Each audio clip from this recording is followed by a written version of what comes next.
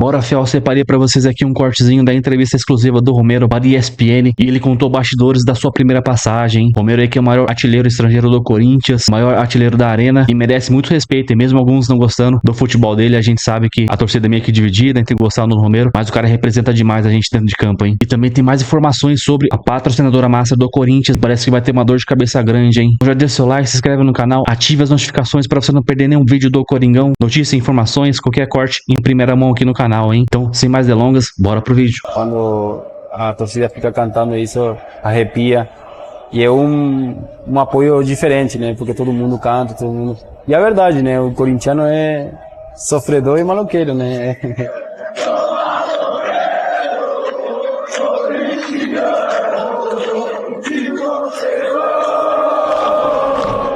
Todo jogo é importante, porque a gente representa milhões de pessoas.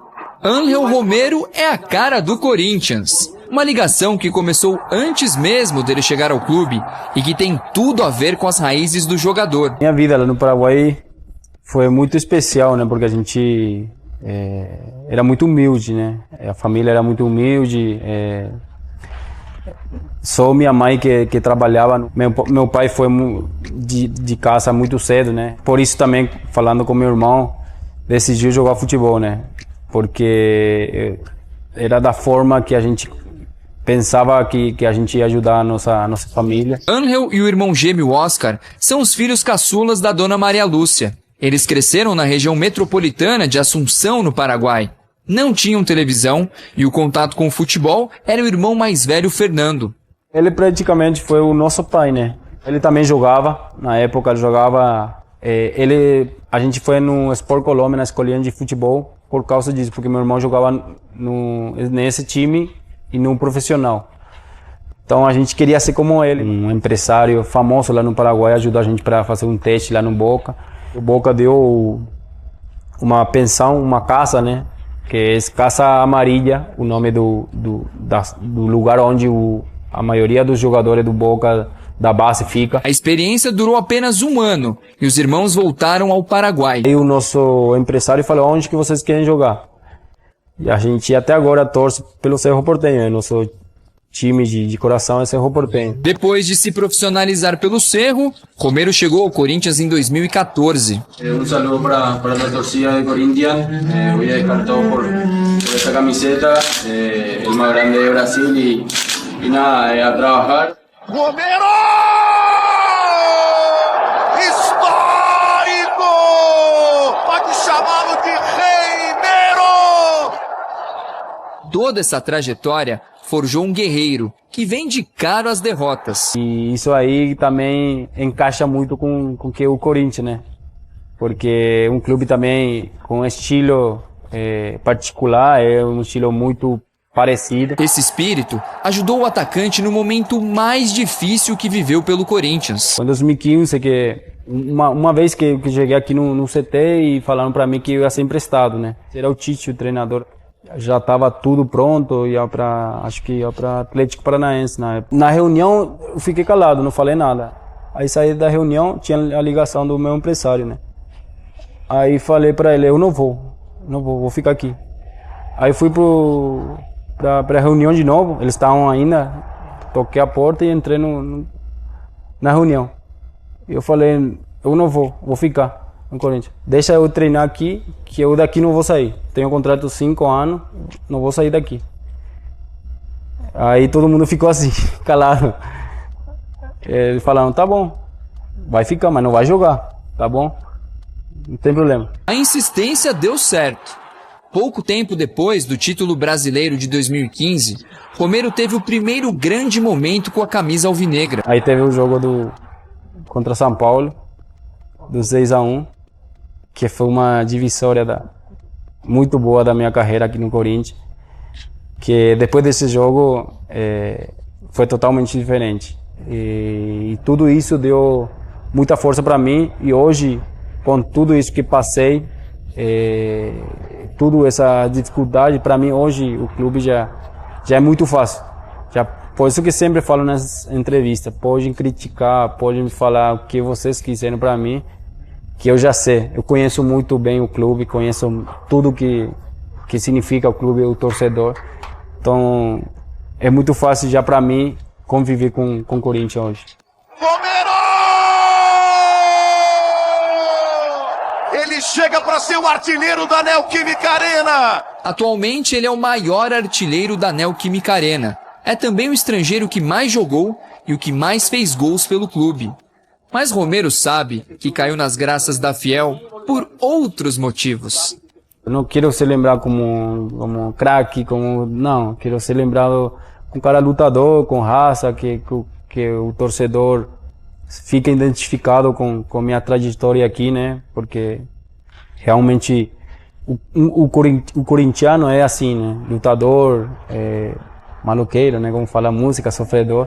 Então tudo isso eu tenho dentro de mim também e quero ser lembrado desse jogo. A complicada história envolvendo o Corinthians e a Esportes da Sorte, sua patrocinadora master, ganhou um novo capítulo nesta sexta-feira. Procurada pela ESPN, a Advocacia Geral da União, instituição responsável pela representação, fiscalização e controle jurídicos do Brasil, informou que vai tentar cassar a liminar que autorizou a casa de apostas a operar em todo o território nacional.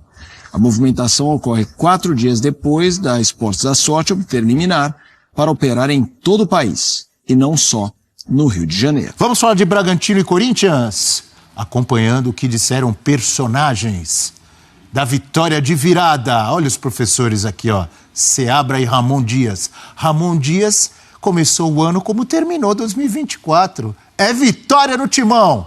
Vamos acompanhar. Acho que nossa preparação foi muito boa, mas como qualquer preparação é diferente do jogo, né? Então enfrentamos um time muito qualificado, um time de Série A, um time que, no Paulistão a gente já estreia desse jeito. Sabemos que tivemos uma pré-temporada muito boa, mas nada se compara a um jogo, né? Então é isso, foi mais o jogo em si, que tem um peso diferente do treino e do dia a dia. Eu acho que a gente mostrou, né, o porquê da confiança. Eu acho que ano passado tivemos momentos difíceis, mas nenhum de nós jogadores desconfiou da confiança e da qualidade que temos, e nem os torcedores, né?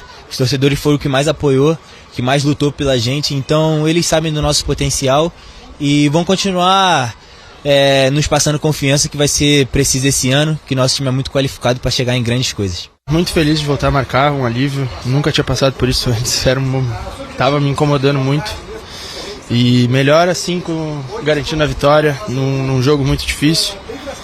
E sobre o apoio dos meus companheiros, como eu falei antes, a gente tem um grupo que todo mundo torce por todo mundo, e realmente ano passado eu tive um ano muito difícil, mas eu nunca deixei de trabalhar, nunca deixei de apoiar quem estava vivendo um grande momento, e eu acho que esse apoio deles, esse carinho deles comigo também mostra isso, que eles estão comigo também. Isso, quando eu cheguei no vestiário ali depois do jogo, eu agradeci. É muito bom, muito satisfatório isso. E é isso, que seja um excelente ano para todos nós. Alegria de Pedro Raul, do criticado, do massacrado Pedro Raul. Ele precisa disso e ele sabe. Vai ter que responder sempre. Ele joga no Corinthians, Eugênio Leal.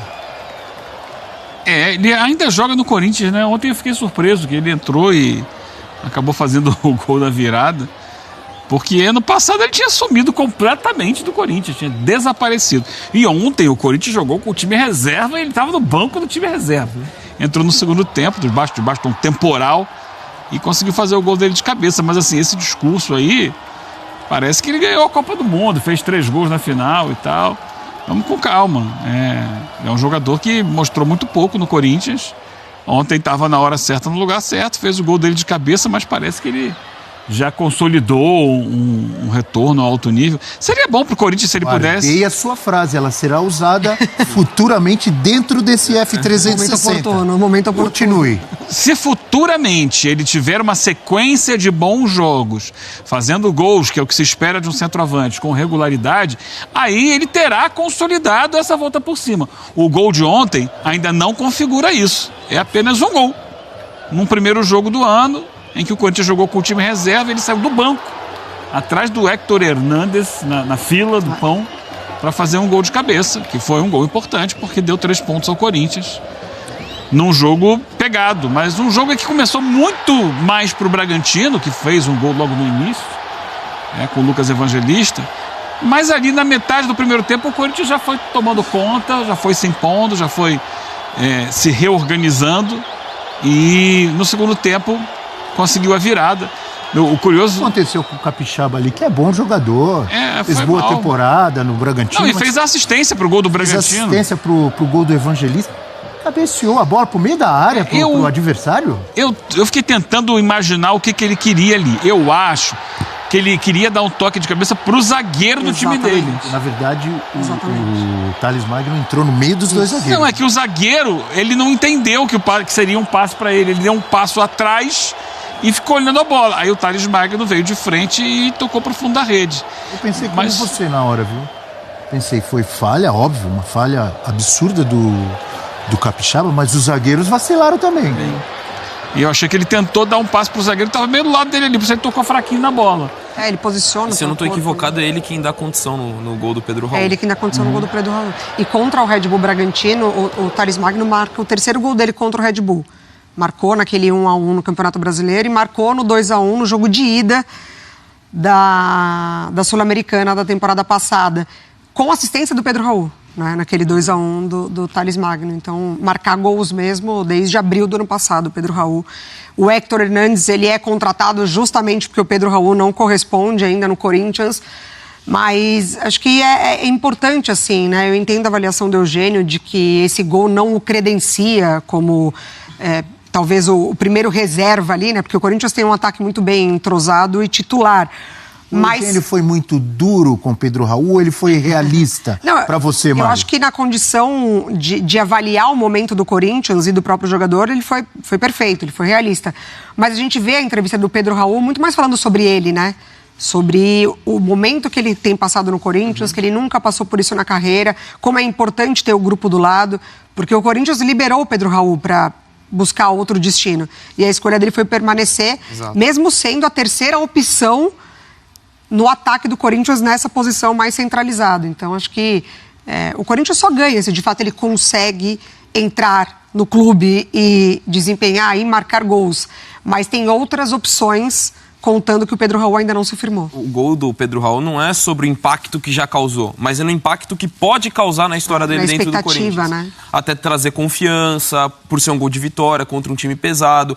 E, querendo ou não, pro Corinthians o Paulista tem sido incômodo, né? São 2 anos sem passar do mata-mata. Então, assim, você consegue começar com vitória dessa forma, também acho, tem que ser realista. Não é que mudou a história dele, ainda precisa se provar dentro do time, mas em meio até uma necessidade que o Corinthians tem, né? De um reserva pro Yuri Alberto, um cara mais de área, acho que isso pode ser importante, pode ser algo, um divisor. E acho que esse jogo, esse começo de Campeonato Paulista, a gente fala, o nível de intensidade é difícil, porque é primeiro jogo de temporada, mas você pode ver coisas positivas que você pode usar. Por exemplo, no jogo de ontem. Começo de fato todo do Bragantino, o Corinthians errando muito na saída de bola, os pontas não voltavam, os laterais, o Hurtado e o Juninho Capixaba, por isso começou tão bem, tinham toda a liberdade. A movimentação de colocar o Martínez na direita foi algo que pode ser observado ao longo da temporada, dependendo do adversário.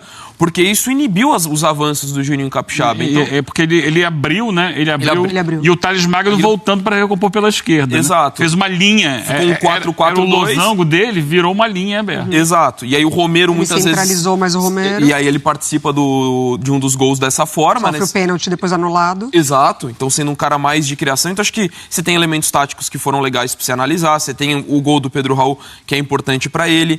Queria destacar também um jogador para mim que foi determinante. Acho que o Corinthians mereceu a vitória. Acho que teve períodos...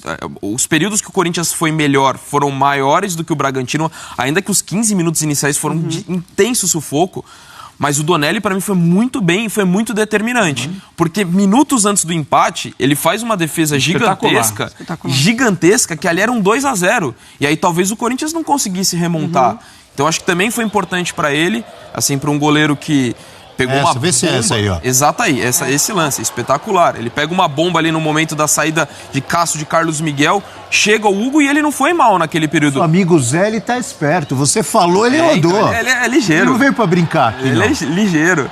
E o Donelli naquele período ele não foi mal, mas o Corinthians vai atrás do Hugo para ser titular e é indiscutível, né, o Hugo de titular, mas foi importante para ele. Então acho que tem coisas muito positivas, né, que aconteceram para essa partida do Corinthians. Do lado do Bragantino, só destacar a partida do Evangelista além do gol, acho que foi uma partida muito boa dele. Sintonia, torcida, jogadores, foi assim, pelo menos no segundo semestre, na reta final do Brasileirão do ano passado. E já começou ontem com aquele poró-popó, viu, André? Então, dá um clima ali, tá? Marca registrada já desse grupo. Os jogadores gostaram dessa, de ir pra torcida, cantar junto. É legal, né? Temos aí? Então vamos lá, olha aí, ó.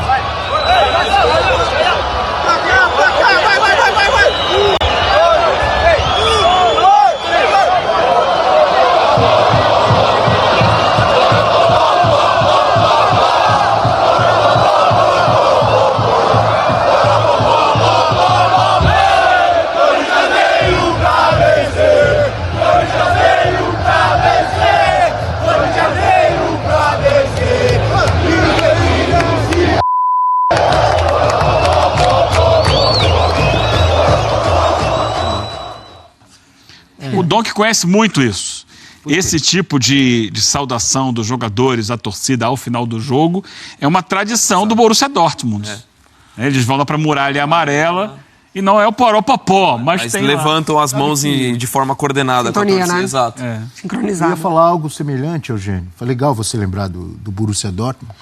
Tem muito isso em times argentinos também, não tem? Os caras irem de cantarem algumas... a seleção argentina, por exemplo, a música da Copa do Mundo lá que eles cantavam. Sim, mas eles cantaram muito no Catar, cantaram depois que na comemoração, foram campeões do mundo, eles comemoram. Tem imagens assim, dessa coisa do... Eu lembro do Diego Maradona comemorando a Copa de 86 no vestiário cantando aquela música. Vamos, vamos, Argentina. E tem muito essa tradição agora de também do Muchachos, na Argentina, né? Fez muito sucesso, Muchachos, na Copa de 2022.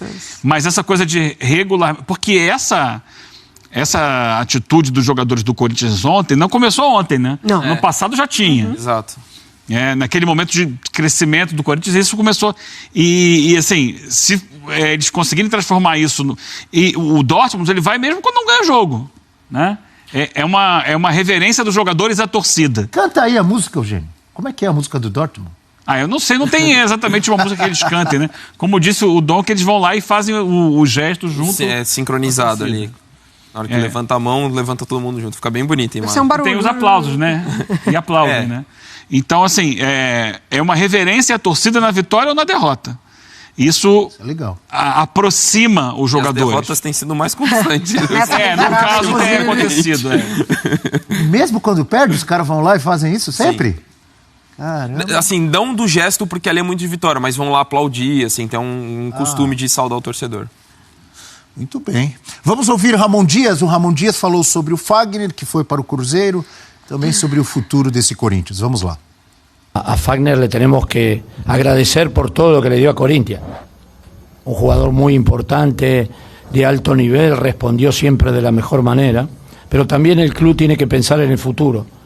Tiene que pensar en el futuro inmediato, donde a los jóvenes hay que hacerlos crecer, y eso que lo que decidimos fue entre todos muy importante, porque también pensamos en Corinthians no solo a corto plazo, sino a largo plazo, porque se lo necesita. Siempre le vamos a agradecer cómo se comportó con nosotros en este periodo que estuvimos nosotros, agradecerle, un gran profesional. Sabemos que el fútbol es dinámico, es muy dinámico, la exigencia es cada día más grande, y por eso creo que es bueno también que tenga la oportunidad en otro club.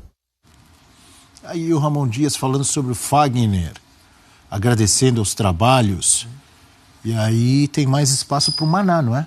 Sim.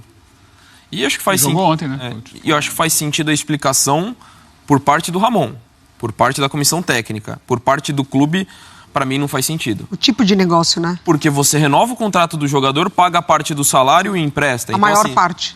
E se você tinha leitura, que é o momento de dar espaço para os jovens, então por que renovou o contrato? Sabe? Então eu entendo, e é de fato, acho que tem que ter todo o trato para falar do Fagner. É um jogador lendário, ídolo do Corinthians, tem a história dele, e aqui não tô querendo desrespeitar a história, falando, não, tinha que ter dispensado o jogador. Eu tô falando nessa leitura. Se a ideia era dar espaço para mais jovens, então esse movimento do Corinthians financeiro não faz sentido. Então acho que é isso que para mim não bate. Você poderia ter renovado com o Fagner, entender que é um cara importante e continuar com ele.